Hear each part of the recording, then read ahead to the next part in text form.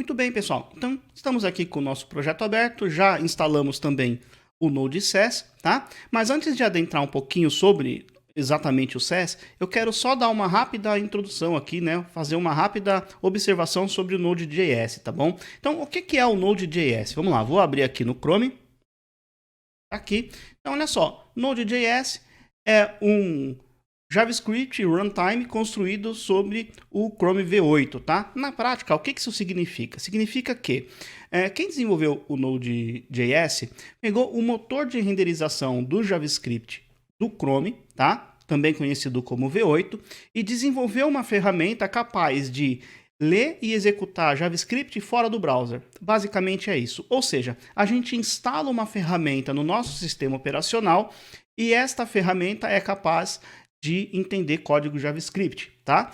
Se a gente olhar aqui no nosso Visual Studio Code, olha só, eu vou vir aqui em View Terminal, tá? Meu atalho aqui para mim é Ctrl aspas simples, tá? Então tá lá. Tô com o meu terminal aberto aqui, ó. Eu posso fazer o seguinte, por exemplo, Node, dá o Enter, pronto. Estou executando o JavaScript fora do browser, tá? Por exemplo, se eu digitar aqui, ó, console.log test, eu tenho o teste ali, e o retorno dessa função console.log é undefined, tá? Deixa eu aumentar um pouquinho o zoom, deixa eu ver se eu consigo aumentar aqui, não tem problema, depois eu volto com o zoom normal, tá bom? Diminuir um pouquinho esse cara daqui, muito bem. Então tá lá, temos código JavaScript fora do browser. Mesma coisa se eu fizer, por exemplo, console.log 2 mais 3, por exemplo, tá? Ele vai lá e vai printar aqui 5, tá? Que é o console.log e o retorno disso aqui undefined. Ou seja, eu poderia simplesmente fazer 2 mais 5, ele me retorna aqui, ó, o resultado aqui embaixo, tá bom?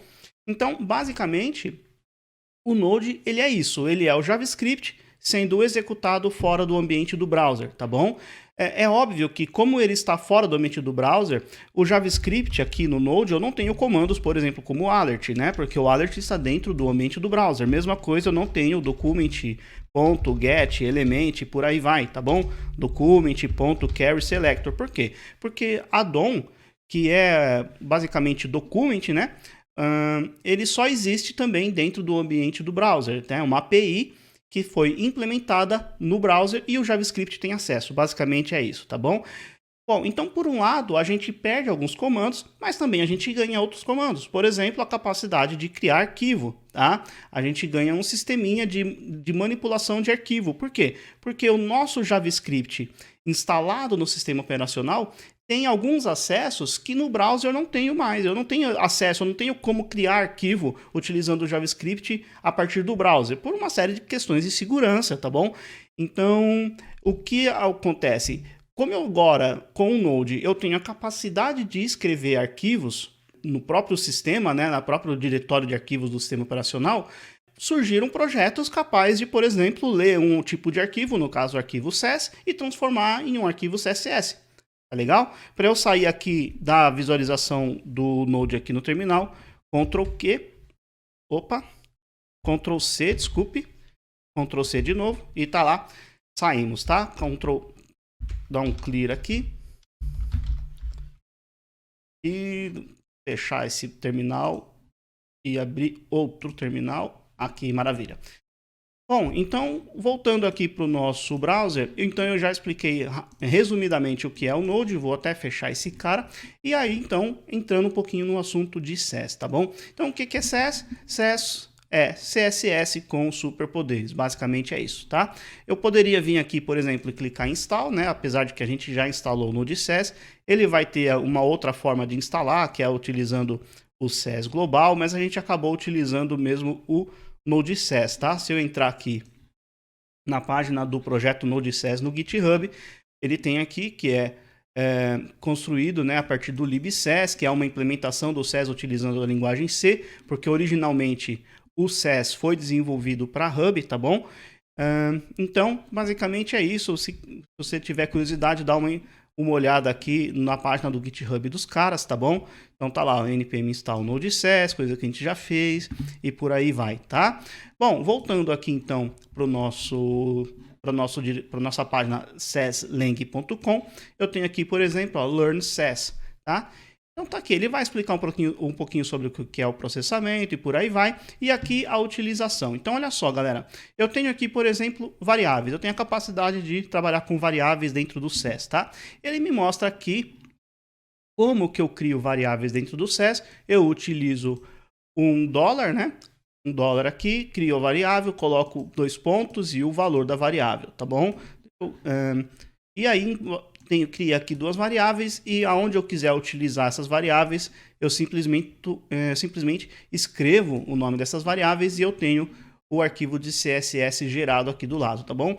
Eu tenho também, galera, utilizando o SES, duas formas de escrita, tá? Eu posso escrever com a extensão SCSS ou .ses, tá bom? Qual que é a diferença?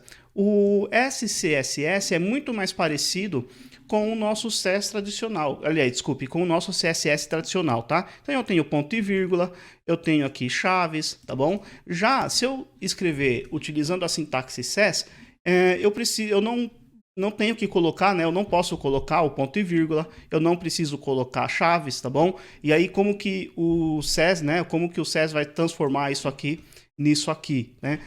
E basicamente através das tabulações, tá? Então, para ele entender que uma propriedade CSS está dentro do body, é basicamente através das tabulações, tá bom? Eu tenho também o nesting, que é a capacidade de escrever um elemento dentro do outro. Então, por exemplo, eu tenho nave, o L, isso aqui vai me gerar isso aqui. Dentro da nave eu tenho LI, aí vai me gerar esta saída aqui no CSS, tá? A gente sabe que não é muito bom a gente utilizar esse tipo de recurso, mas o nesting é especialmente útil quando a gente estiver trabalhando com o BEM, tá? Que é a maneira, né, uma metodologia de escrita de CSS para evitar especificidade, por aí vai, tá bom? BEM significa Block Element Modifier, tá bom? Mas vamos lá, vamos para frente. Eu tenho aqui também partials, a gente vai ver, tem os módulos, a gente vai ver, mixins, tá bom? Extended e mais um monte de outras coisas aqui, tá? Vale dar uma olhadinha no site dos caras também. Eu só quero dar uma rápida passada aqui nos concorrentes do SES, né? Então eu tenho o SES, tenho o LESS, que é muito parecido também com o SES, tá? Poucas coisas mudam, por exemplo, na questão aqui das variáveis, né? Variáveis no SES começa com $, variáveis no LESS começa com arroba, tá vendo? É muito parecido, tá, pessoal? Eles são muito parecidos mesmo, tá? Então, vale dar uma olhadinha também, ó. Tem o nesting, a mesma coisa, tá bem? E vale dar uma olhadinha. Tenho também o Stylus, que também é bem legal, tá? Basicamente, o Stylus, ele se parece mais com a sintaxe do SES padrão, né? Aquela sintaxe que eu não tenho chaves, aquela sintaxe que eu utilizo tabulação para definir o que está dentro do que, tá? E basicamente é isso, né, pessoal? Então eu mostrei aqui rapidinho as três maiores, assim, digamos, os três pré-processadores principais, tá? No próximo vídeo a gente já vai começar pondo a mão na massa lá no nosso Visual Studio Code. Legal? Então um grande abraço, até lá!